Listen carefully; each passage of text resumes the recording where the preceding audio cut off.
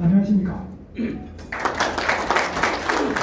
오늘 이렇게 마침 조항규 총장님께서 또 오셨습니다. 아주 총장님 직접 또 오셔서 감사드립니다. 그리고 제가 가장 정말 훌륭한 분으로 생각하는 우리 이범 장관님이 지금 부영의 회장을 맡아 계십니다만 뭐 안 해본 게 없으십니다. 정말 여러 분야에서 참 훌륭한 일을 많이 해주신 우리 이범 장관님께서 오시고 또 김민규 우리 사장님, KBS 사장님 하실 때 훌륭한 방송을 만들면서 애를 쓰셨는데 지금 KBS가 대통령은 머릿속이시고 KBS가 어떻게 하면 좀 국민의 방송이 될 수 있을까 걱정을 많이 하실 것 같은데 큰 역할을 해주시기 바랍니다. 그리고 우리 이경영 부회장님, 총회장 여러분들 훌륭하신 우리 동문 여러분들께서 오신 데서 감사를 드립니다. 조찬 모임 사실 인기도 없고 힘든데 이렇게 일찍 와주신 데 대해서 감사를 드립니다. 어제 마침 KBS 탑뉴스가 이 경상의 제가 소속된 경상의가 나왔는데 이 경제사회노동위원회 경상의회도 뭐 직원들도 자꾸 이름이 틀리고 김민규 사장 지금 다 온갖 거 다 또 틀립니다. 그러니까 경제사회노동위원회라고 정확하게 이름을 아는 사람도 없어요. 그래서 이름을 왜 이렇게 바꿨느냐. 원래 옛날에는 노사정위원회인데 노사정 이렇게 하면 쉬운데 바꾼 이유가 지난 정부에서 이제 좀 폭을 넓힌다고 하는 일을 경제사회노동 포괄적으로 넓힌다고 해라는데 지금 한국노총도 어제 보시다시피 우리는 불참하겠다, 참여 안 한다, 탈퇴까지는 아니지만 불참하겠다 이렇게 하고 민주노총은 한 22년 이상 참여를 안 하고 있습니다. IMF 이후에는 참여를 안 하고 있습니다. 그래서 이 경산노위가 과연 필요한 거냐 한마디로 말하면 사회적 대화라고 하는데 노사 간의 당사자 대화가 아니고 사회적 대화, 노와 사 사이에 정부가 끼고 공익이 끼어가지고 같이 대화를 해보는 것이 어떠냐 이런 이야기인데 과연 이게 될지 이런 부분에서 굉장히 관심거리가 있습니다. 이런 모델은 노사정 사회적 대화라는 것은 북유럽 우리나라 같은 데보다 북유럽에 많이 있습니다. 미국에도 노사정위원회 없습니다. 일본에도 없습니다. 영국에도 없습니다. 이 유럽, 북유럽권의 이 노사정위원회, 3자 대화, 사회적 대화 이렇게 북유럽, 유럽에 있는 그런 문화입니다. 우리는 이걸 가져와서 하고 있는데 얼마나 될지 모르겠습니다. 자, 그래서 제가 이제 말씀드리려고 하는 것은 노동개혁은 필요하다. 여기에 대해서는 뭐 누구나 다 인정합니다. 그런데 노동개혁을 하는 데는 누가 개혁을 할 거냐? 개혁의 주체가 누구냐? 대통령이 하는 것.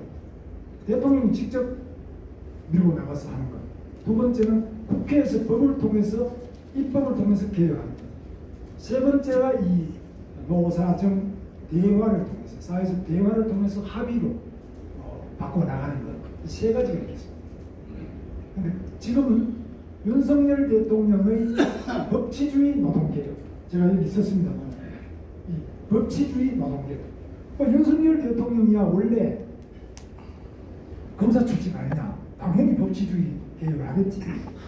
정말 제가 봐도 법치 부분에 대해서는 윤석열 대통령을 능가하는 그런 대통령은 역대 대통령 중에 없었다고 봅니다. 이거 아마 지금 현재 한국에서의 법치주의 노동개혁을 하고 있는 이 부분은 세계적으로도 상당한 정도 관심을 끌고 있고 앞으로 노동개혁 가운데 역사에도 한 장이 남을 정도로 이 윤석열 대통령이 굉장히 강력하고도 분명하게 잘하고 있다고 저는 생각합니다. 자, 그래서 지금 윤석열로 정권교체가 됐는데 많은 분들이 그렇습니다. 대통령 교체됐죠. 대통령 교체가 됐는데 국회는 여전히 교체가 안 됐어요. 국회는 115대 185. 그러니까 국회가 안 됩니다. 사법부는 김영수 대법원장 그리고 헌법재판소, 사법부는 아직까지 완전히 깜깜한 겁니다. 그래서 이 3권 중에서 행정, 입법, 사법 중에서 하나만 교체되지 2개는 교체 안 됐습니다. 그 다음에 제4부 방송 언론 부분도 교체가 안 됐습니다. KBS, MBC, SBS 어디에도 방송 언론이 언론노조라는 강력한 조직을 통해서 일사불란하게 윤석열 대통령에 대해서는 상당히 비판적으로 하고 있습니다. 그리고 마지막으로 시민조직, 시민단체, 대중조직 이 부분은 민주노총, 노총이 300만 명의 조합원을 가지고 있습니다. 매달 자기 봉급에서 돈을 떼서 바치는 노동조합만 300만이에요. 이뿐만 아닙니다. 환경운동연합 원자력에 대해서 한다든지, 그 다음에 참여연대라든지, 경실련, 많은 시민조직, 대중조직 다 아직까지는 윤석열 대통령의 우호적인 조직이 거의 없습니다. 심지어 제한군인의 자유총연맹, 바르게 살기 새마을 거의 다가 아직까지는 움직이고 있지 않습니다. 과거의 전통적인 여권이랑 하나도 안 합니다. 그래서 윤석열 대통령 그럼 지역적으로 기반이 있느냐? 이분은 경상도도 아니고 전라도도 아니고 충청도라고 하는데 충청도도 안 알려주고 서울에서 태어나다는데 서울 수도권도 안 알려주는 굉장히 어려운 상태에 처해 있는데 윤석열 대통령이 지금 하는 걸 보면은 제가 볼 때는 외교 이런 부분에 대해서는 상당한 아주 아찔할 정도로 굉장히 스피디하게 그 외교의 본질 한미동맹과 한미일 삼각 협력을 통해서 세계로 미래로 나가야 된다는 확고한 방향을 가지고 나가고 있습니다. 근데 이건 뭐 오염수 문제나 여러 가지 많은 그 문제 제기를 하고 있지 않습니까? 자, 근데 저는 3대 위기 지금 처해 있는데 대통령이 핵, 경제 위기, 정치, 핵은 지금 벌써 우리 방송에서 보면 북한이 핵이 몇십 개 가지고 있다는 거 이미 다 공인이 됐습니다. 사실상 핵 보유국이 됐습니다. 그럼 핵 보유국과 핵을 가지지 아니한 나라 사이 이건 전쟁이 안 되는 거죠. 그래서 우리가 한미동맹을 안 할 수 없고 한미의 단순한 군사동맹이 아니라 핵동맹 이렇게 하고 있는데 그 얼마나 확실하냐? 왜 핵을 개발 안 하느냐? 아무리 우주로 쏘아 올리더라도 평화적인 무기를 가지고 과연 핵폭탄을 이길 수 있느냐? 여러 가지 숙제가 많겠습니다. 자, 경제위기도 지금 이범 장관님 와 계십니다. 경제위기 이게 내년 과연 4월 총선 전에 체감할 수 있는 경제 회복이 가능하고 사람들이 좀 좋아졌네 이런 느낌을 가질 수 있겠느냐? 우리 장관님 생각이 어떻습니까? 저도 어제 장관님하고 점심하면서 얘기했는데 굉장히 어렵습니다. 그런데 사실은 외교 한일 잘했지만 경제를 살려야 내년도 선거도 살릴 수 있다고 생각합니다. 선거 예, 그런데 사실은 지금까지는 우크라이나 얘기하고 전전부 얘기했는데 내년에는 그 탓할 수 없잖아요. 그 국민 주머니에 지금 라면 값이 지금 15% 오르고 짜장면 값이 2,000원, 3,000원 한다는데 국민들 되게 어렵습니다. 경제를 살려야 나라가 삽니다. 지금도 저는 일선에 계시는데 우리 부영회장 최일선에 계시는데 정말 우리 이범 장관님처럼 관록과 각 분야를 경험하신 분이 적을 건데 저 정도시면 저도 같은 생각이거든요. 누구도 장관님 생각 이상으로 다시 좋아진다 이렇게 말할 사람은 없을 겁니다. 그럼 경제가 안 좋아지는 데서 어떻게 선거가 되겠느냐? 굉장히 문제가 있습니다. 근본 바탕 문제. 뭐야 문제는 경제야. 정말 그렇죠. 경제인데. 그럼 정치 위주. 정치도 윤석열 대통령이 무슨 정당의 기반이 아까 말씀드렸듯이 지역 기반도 없고 정당의 기반도 확실치 않습니다. 그래서 윤석열 대통령 지난번에 당대표, 국민의힘 당대표 선거할 때도 나경원이도 지금 밖에 튕겨나왔거든요. 유승민이도 튕겨나오고 안철수도 튕겨나오고 다 튕겨나오고 그러면 윤석열 대통령 뺄셈 정치가 하냐? 왜 도시에 많이 안 하냐? 들어오는 사람은 별로 없습니다.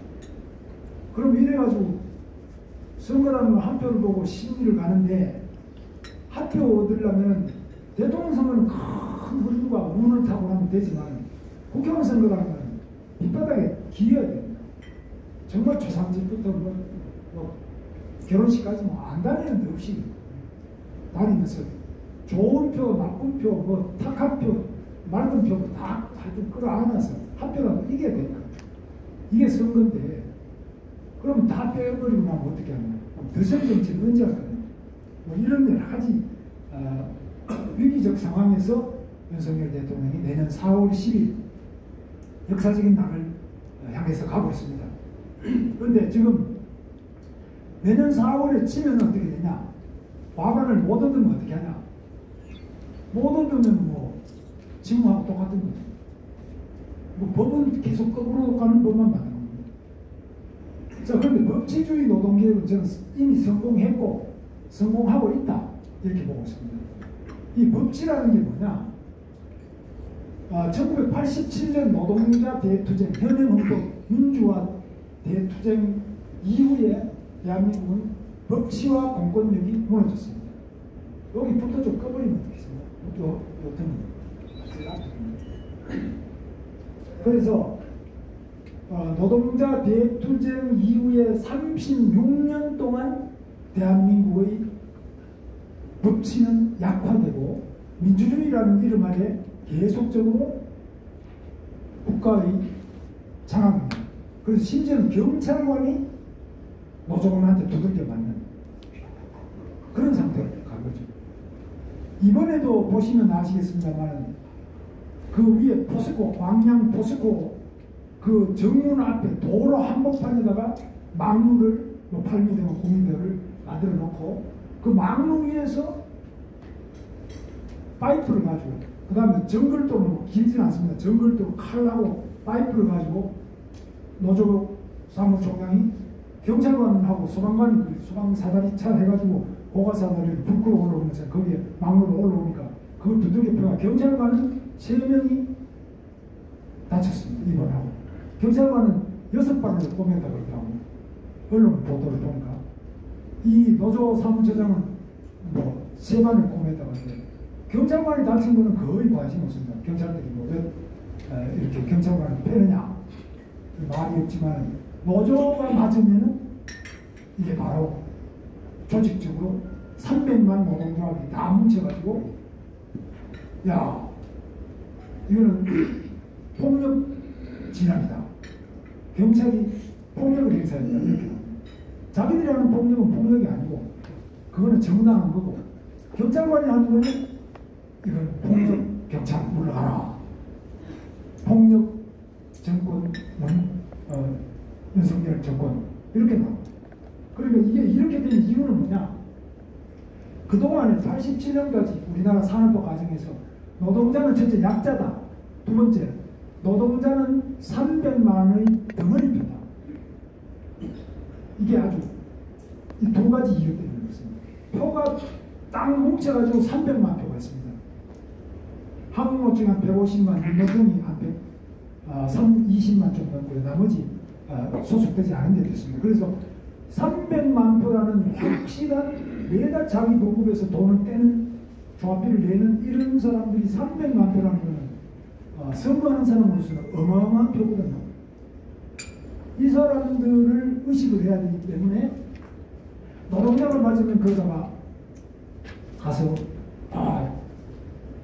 뭐 이번에 지금 양회농이라는 건설노조 한 분이 그 건폭 이렇게 해서 분신해서 죽었잖아요.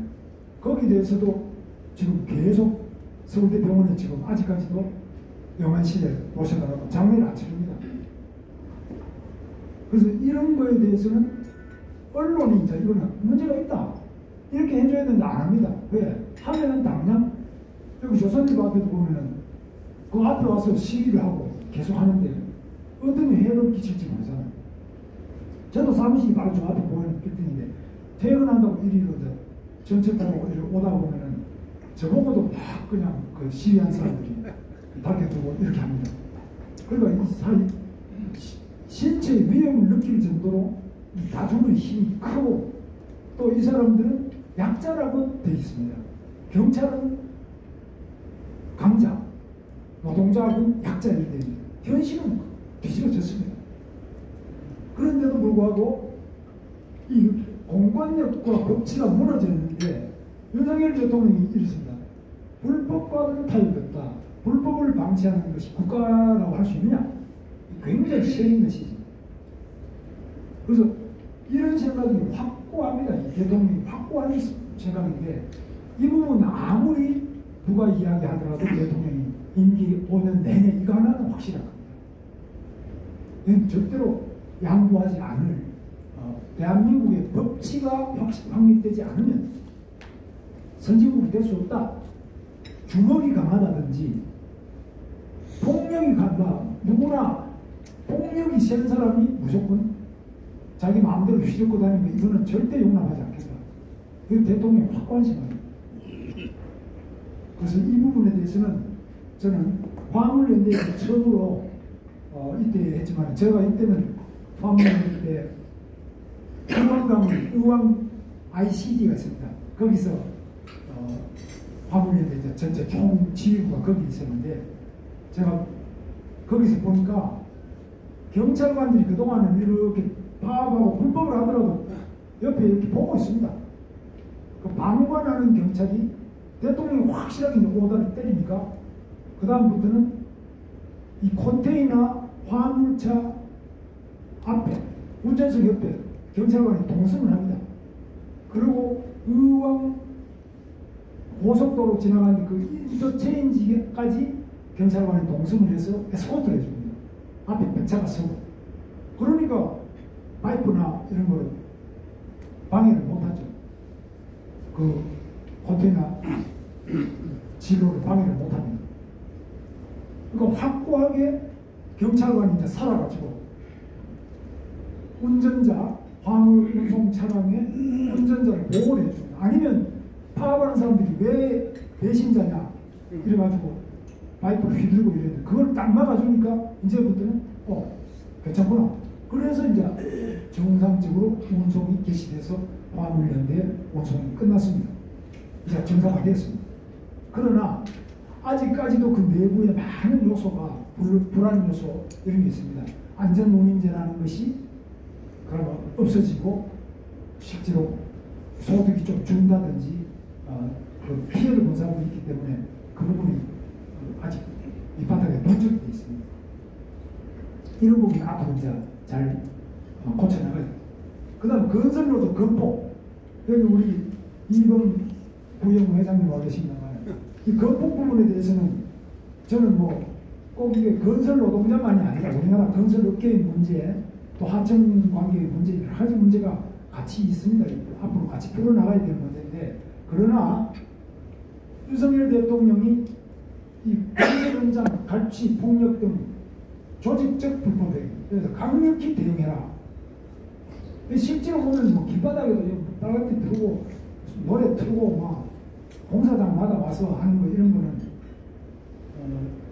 정말 도를 넘는 게 많았죠.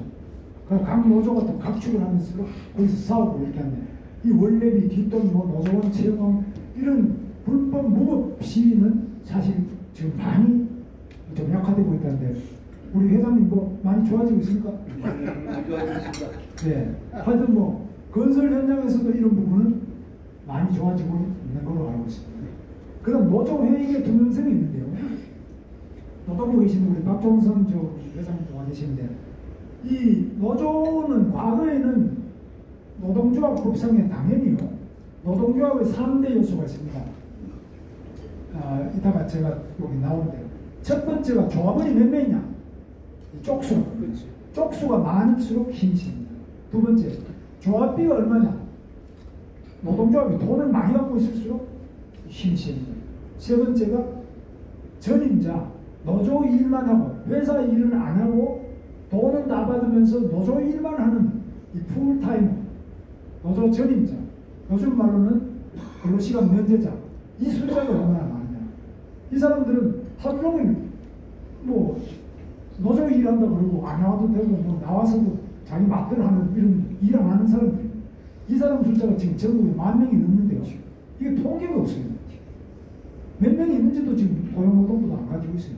지금 이제 조사하는데, 조사하니까 그동안에 안 하던 조사를 왜 하냐? 이래가지고 저항이 굉장히. 자, 그래서 노조법에 보면, 노조법 27조, 14조, 96조에 당연히 이 재정에 관한 장부와 서류를 비치하게 돼 있고, 자료를 결산 결과 운영 상황을 노동청에다가 보고를 하게 돼 있고, 그 다음에 안 하면은 과태료 500만 원 내게 돼 있는데, 이 과태료 500만 원 이런 거는요, 뭐 아예 500도 다 간이자가 못 매기고, 처음에는 150만 원 내라 그러더라고요. 그 다음에 또 위반하면 그 다음에 500 올라간대. 이게 여러 가지로, 이거 노조 회계 투명성은 당연한 거 아니냐 했는데, 지금까지 36년 동안 안 하던 짓을 윤석열 당신이 왜 지금 와서 하자고 했냐? 당신은 검찰 독재하라는 거 아니냐? 이게 핵심 노조입니다. 이 저항을 하고 있습니다. 그 다음 노조 전임자 아까 말씀드렸다시피 요 이제 용어가 같은 용어인데요. 타임 오프라고 합니다. 근로시간 면제자 직업적인 노동운동입니다. 아예 직업이 노동운동입니다. 이런 사람이 전국 이제 한 10,000명 있는데 정확한 수치는 누구도 모릅니다. 왜냐하면 고용노동부의 통계를 아예 조사를 하지도 않고 내지 않았습니다. 우리도 이거 담당하는 데가 경제사회노동에서 담당해야 됩니다. 자료 자체가 없어요. 회사는 달라고 그러면 회사는 안 줍니다. 이거 냈다가는 노조한테 보고가 당할 것이고, 그거 왜 내느냐? 그러나 이게 지금 없습니다. 이걸 지금 조사하고 있습니다. 이게 어떤 문제가 있냐면, 현장에서 제가 이제 미국의 자동차 회사를 가봤습니다. 미국의 기아 자동차 조지아주에 있는 웨스트 포인트라는 그 자동차 공장에 한 200만 평 되는 직원이 한 10,000명 되는 데 가봤는데, 원래 모카밭을 그 남부의 모카밭을 자동차 공장으로 만들었습니다. 그 전체 땅 1달러에 샀습니다. 공장은 못 주기 때문에 1달러에 그 땅 전체를 사가지고 거기다 공장을 하는데, 제가 딱 가니까 공장 정문에 우리 한국 공장장하고 한국 직원만 딱 4명이 나와 있더라고요. 하나도 공장 안에 보여있어요.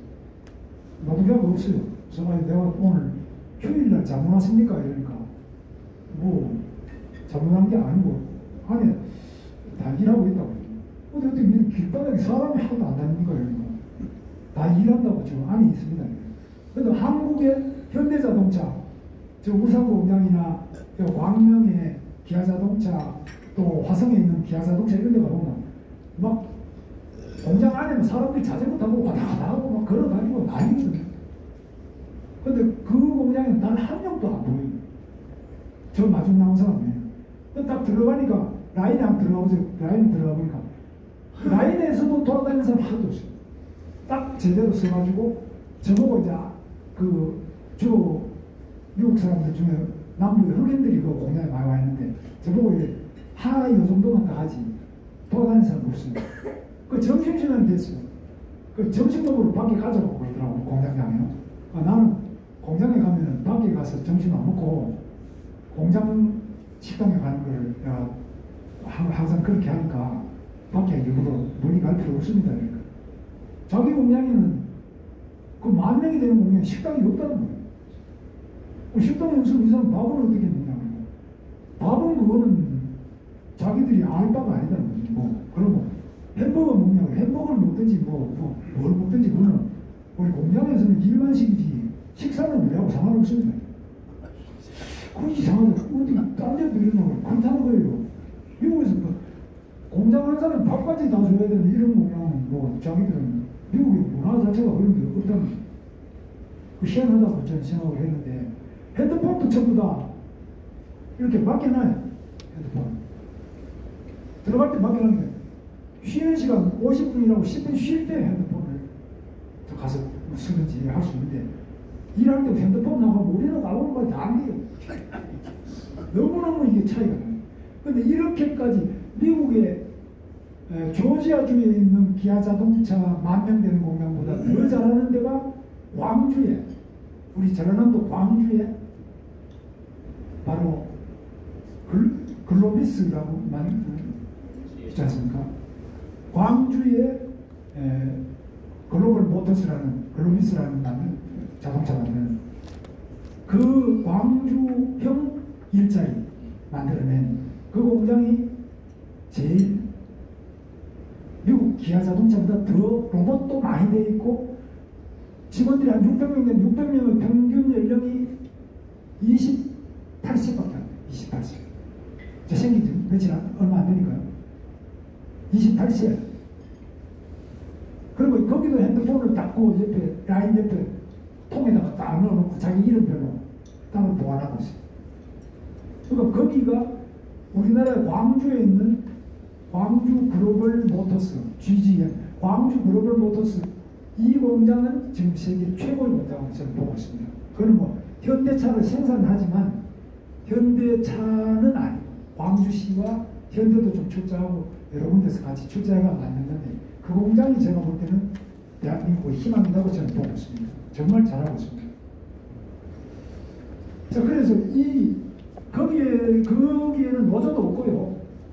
지금 광주에 있는 글로벌 모터스는 노조도 없고 뭐 전임자도 노조 전임자라는 이런 게 한 명도 없어요. 전부 다 노조 위원장이 있긴 했는데 직장협의회 위원장이 있긴 했는데 일을 다 하고 있습니다. 현장의 노동주의에 이게 영향을 굉장히 미치고 있습니다. 노조 전임자들이 돌아다니면서 계속 말을 걸고 이러면 노조 일 안 하는 사람도 일하다가 계속 그 말을 대꾸를 해야 됩니다. 그 교육이 그 꼬박이 몇 배로 굉장히 어려워집니다. 저도 한 공장에 7년 정도 다녔거든요. 저도 이 청계천에 있는 청계노조부터 시작해가지고 뭐 저는 제지국이나 여러 군데 칼 만드는 하늘 도로고 공장부터 제가 많이 다녔습니다. 노조위원장 해보고 그래서 이 부분은 상당히 중요한 영향을 미치고 그 다음에 지금 파업을 투쟁한다 그러면 그 사람들이 노조일만 하는 사람들이 쫙 몰려가 여기 마음에 나옵니다. 이 기본적인 투쟁 역량. 그래서 이런 부분에 대해서 그동안은 정부가 법적으로 이 부분을 관리하게 돼 있어요. 노동조합법에 의해서. 왜냐하면 노동조합법에 보면은 단체 협약은 반드시 체결한 다음에 노사가 협약한 다음에 신고를 하게 되는데 신고하는데 그게 몇 명의 노조 전임자가 있다 이런 거 다 해야 되는데 그런 걸 다 인연 협약을 하거나 또 부속 협약을 하거나 이래가 신고도 안 하고 집계도 안 하고 알려고 하지도 않고 고용노동부도 그동안에 파악을 아예 안 하고 있습니다. 그 우리나라 행정이 제가 다시 말씀드리면 1987년 민주화라는 이름 아래 행정이 완전히 경찰이나 고용노동부나 각 분야에서 손을 놓고 있어요. 그게 민주주의다. 저는 그게 민주주의가 아니라고. 민주주의도 분명하게 법과 이 규정을 지키면서 절도 있게 진행되어야지. 이 무법천지 이거는 민주주의하고 다른 게 아니었습니다. 아무리 자유민주주의지만 지킬 건 지켜야 돼요. 그걸 안 하고 있었던 것이 노동조합만 탓할 수가 없어요. 노사와 정부가 다 똑같았어요. 그동안. 이것을 지금 바로잡는 어마어마한 일을 하고 있는 것이 윤석열 대통령의 법치주의 노동계획입니다. 자, 그 다음에 북한 공작원에 포섭된 민노총 조직국장. 이 사람들이 지금 보도도 되는데 여러분 이걸 보도를 제대로 하려면은 아마 KBS 같은 데 잘 보도를 안 하거나 저 귀퉁이 하거든요. 조선일보가 이걸 좀 세게 문화일보도 좀 세게 그래서 이 보도해야 될 건 해야 되는데 저는 사실 감옥에서 2년 6개월 있었는데요. 제가 감옥 안에서 이 간첩들하고 생활을 1년을 했습니다. 광주 교도소에서.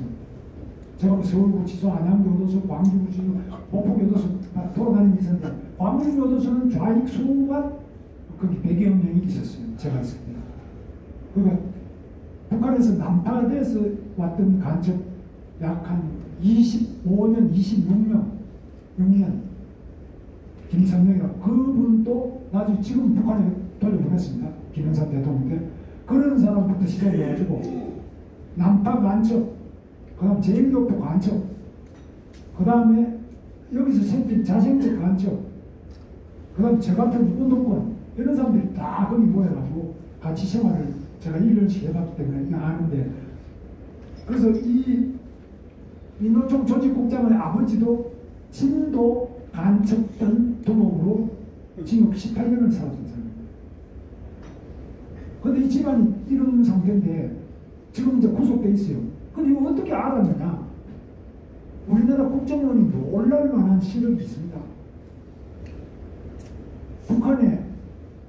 북한에서 우리나라 해킹을 해가지고 뭐 농협에 돈을 빼간다 이러잖아요. 가상화폐를 빼가서 뭐 핵 미사일을 만든다 이렇게 하는데, 북한이 해킹을 하면은 대한민국은 해킹을 못할 것 같습니까? 대한민국 실력이 훨씬 더 셉니다. 모든 면 북한보다 뭐 컴퓨터나 뭘 하더라도 핵 부분이든 뭘 하든지 북한보다 우리나라가 더 잘합니다. 안 해서 그렇지. 그래서 이거는 국가적으로 그걸 공개를 안 해서 그렇지, 우리나라의 국가적인 능력, 국가의 능력이라는 건 자기 국민의 생명을 보호하고 국가의 영토를 보호하고 그리고 외국의 침략에 대해서 방어하고 다시 공격을 하고, 이런 외교 능력 이런 뿐만 아니라 군사적으로 보이는 무력에 의한 전쟁, 정보 전쟁 여러 부분에서 다 방어를 해줘야 됩니다. 지금 정보 전쟁의 그 역할이 크기 때문에 이 부분에서 우리나라 국가 능력도 상당합니다. 안 해서 그렇지. 그래서 이 사람들이 가지고 있는 북한하고 뭐 중성명세를 했지 않느냐, 아무 지령을 받지 않느냐, 이거 다 조작이다, 공안 탄압이다, 공안 조작이다 이렇게 말하는데 전혀 아닙니다. 모든 증거가 다 있습니다. 근데 왜 빨리 안 집어넣냐? 여기에 이제 우리 사법제도의 문제가 있습니다. 간첩이요, 증거가 나와도 본인이 이 국정원이나 수사기관에서 증거를 다 확보를 해도 합법적으로 공개할 수 있는 증거가 아니면은 그거를 공소장에 써가지고 재판정에 내놓지를 못합니다. 왜냐하면 재판정에서 이게 어디서 나온 증거냐? 이 잡혀간 간첩 측의 변호사가 어떻게 그걸 얻었어요? 이거 정당한 방법으로 확보한 증거가 아니면은 재판에서 증거 능력이 없어요. 굉장히 어려운, 수사가 어려워요. 기술적으로. 왜 빨리 안 하느냐? 이런 말씀 하시는데, 이게 현재의 법정에, 저도 지금 재판 2개 받고 있습니다. 코로나 때문에 코로나 미뤄야 되는데, 난 코로나 걸린 적도 없는데, 재판정에 가면 요즘 재판정이 워낙 이게 증거와 또 그다음 재판 진도가 늦어요. 하나하나 따지기 때문에. 인권을 보호한다는 이런 말이에요. 또 그래야 되겠습니다만. 그래서 이 증거가 다 있어요. 그냥 지금 현재 윤석열 정부에서 공안 탄압이다, 공안 조작이다, 그거 전혀 아닙니다. 그래서 이 부분에 대해서 압수수색도 하고 이러는데, 압수수색을 왜 하느냐 했는데요. 지금 여러분 스마트폰 갖고 계신데 여기에도 어마어마한 정도의 내용이 그 안에 다 들어가 있어요. 미국에서는 이건 하여튼 복잡한 거는 놔두겠습니다. 그래서 여러 가지 방식으로 지금 우리나라의 수사 능력, 수사기관 이런 부분에서 세계적으로 최고 수준의 기술과 그런 걸 가지고 있다, 이렇게 보시면 돼요. 그걸 누가 대통령이 그거 하지마, 간첩 잡지마.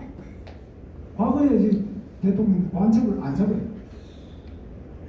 지금 윤석열 대통령 이건 안 돼.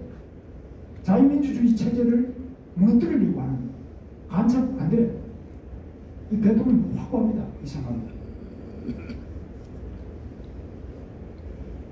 자, 그래서 지금 여기 보면은 민노총뿐만 아니라 이 공작원들과 접촉한 거 어떻게 알아? 지령을 받으면 어떻게 알아? 이게 다 가지고 있습니다. 절대로 지금은요 고문을 못하지 않습니까? 저는 들어가서 고문을 굉장히 많이 당한 사람입니다. 여러 차례 전기고문부터 고춧가루 물 먹이고 수조에 집어넣고 두들겨 패고 이거 말할 수 없는 고문을 많이 당해봤는데, 고문당하면은 자백 안 할 수가 있죠. 지금은 뭐 잠도 안 재우는 거 그것도 못합니다. 절대 고문을 못하게 됐어요. 지금 고문 안 합니다. 고문하면 다 문제가 되거든요. 그러니까 자꾸 이제 이게 오래 끌면서 증거를 내놓을 수 있는 것도 있고 못 내는 것도 있어요. 그 다음에 이런 게 다 사실입니다. 근데 우리나라에 세계에서 가장 간첩이 많은 나라가 우리나라라고 합니다. 중국에서 여기 온 사람들, 북한에서 내려오는 사람들, 러시아에서 여기에 또 한국이 지금 미국과 중국의 양대 국가의 경쟁의 접점이 바로 여기 아닙니까? 러시아와 또 미국, 일본, 뭐 이런 여러 분야에서 한반도의 우리 남쪽 대한민국만큼 간첩 밀도가 높은 나라는 세계에서 없다고 합니다.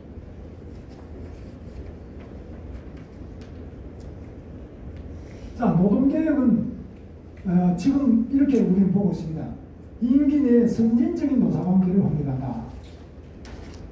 그런데 당면하게는 법치주의 노동개혁을 위주로 해서 하고, 총선 이후에 만약에 151석 이상을 얻으면, 우리가 국회의원 선거에서 151석 과반수를 얻으면 노동 입법 개혁이 가능합니다. 못 얻으면 그때는 뭐 이건 이것만 하고 있습니다. 법에 은하는 것만 잡으면. 그 내년 총선이 윤석열 대통령으로서는 노동뿐만 아니라 사회 각 분야에서 가장 중요한 갈림길이 될 겁니다. 자, 그럼 이 노동개혁, 추진 노동개혁은 뭐냐? 국민 여론 지지인데요. 가장 중요한 게 KBS입니다. 김인규 사장님. 진짜 중요합니다. 뭐 이거 여론 없이는 지금 정치를 못 하잖아요. 아무리 우리가 뭐 가면 조찬문 이거 해봐야 몇 년 됐습니까? 공무원들 막 글 쓴다고 하는데 제가 그럽니다. 당신들 글 써봐야 보는 사람이 20명 안 돼. 근데 기자는 엉터리 오보라도 기자가 한마디 하면은 KBS 9시 뉴스에 앵커가 한마디 했다. 뭐 최하 1000만 명은 막 듣는 거 아닙니까? 그 다음에 기업이 지지해줘야 되는데요. 노동개혁을 예를 들면 건폭이라 그러면 요 부영건설 이범 회장이 제일 수혜자인데 가만히 좀 눈만만 보고 봐. 그래, 윤석열 잘해봐라. 뭐 나는 그냥 박수는 쳐줄게. 제가 기업인들한테 이야기를 많이 합니다. 당신들이 수혜자인데 그럼 광고를 내는데 말이죠. 이미지 광고 있잖아요. 뭐 아름다운 여성이 나와가지고 뭐 어떤 뭐 이런 이미지 광고도 좋지만 지금같이 국가가 위기적 상황에 있을 때는 대통령이 이렇게 고군분투를 하고 있을 때는 왜 건설 동력이 제대로 잘 단속이 돼야 되느냐. 건설 동력의 폐해가 이런 게 있는데 이런 건 좀 윤석열 대통령 잘 고치고 있다. 좀 잘해주세요. 이렇게 딱 부영건설 뭐 그냥 다른 거 하지 말고 뭐 여성 이쁜 여성만 방문하지 말고 그런 거를 한 페이지라도 내주면 좋은데 아이고 그런 소리 하지도 말라고 그러다가 뭐 우리가 노조가 우리 회사 쳐들어가가지고 뭐 그 플러티 메고 들어놓으면은 우리 못 닫아야 됩니다. 그럼 어떻게 하냐? 부영건설이 자기가 못하면은 정경련에 들어가 있을까? 들어가 있죠. 예. 정경련 경총에 다 들어가 있잖아요. 사무위수 경제단체에서라도 좀 해야 되는데 정경련은 회장을 할 사람이 없어요 지금. 그래가지고 김병현 교수가 가지고 정경련 지금 회장 대행을 하고 이거 말이 됩니까? 정경련에 그 기업이 그렇게 많은데 왜 회장이 없습니까? 이것도 참 기업인들이 욕 좀 먹을 얘기입니다. 이 비겁하게 하면 안 되거든요. 대통령 혼자는 총대를 매라 그러지만 기업인이 이 노동개혁을 하면 수혜자고 노동조합에서는 지금 MG 노조라고 하는 새로 고친 노동조합 협의회가 있어요.